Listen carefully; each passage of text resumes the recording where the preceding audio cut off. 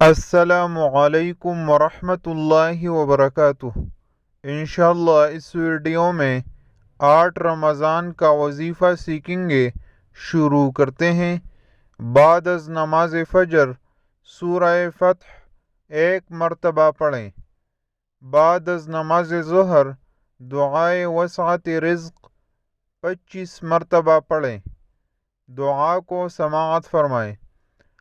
اللهم اجعل أوسع رزقك علي عند كبر سني وانقطاع عمري۔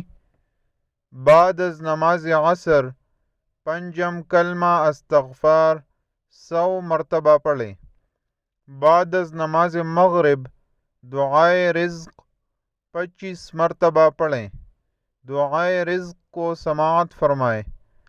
لا الہ الا اللہ الملک الحق المبین محمد رسول اللہ الصادق الوعد الامین۔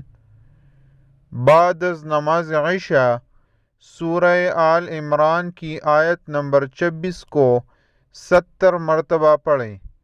اس ویڈیو میں اتنا ہی۔ اللہ حافظ۔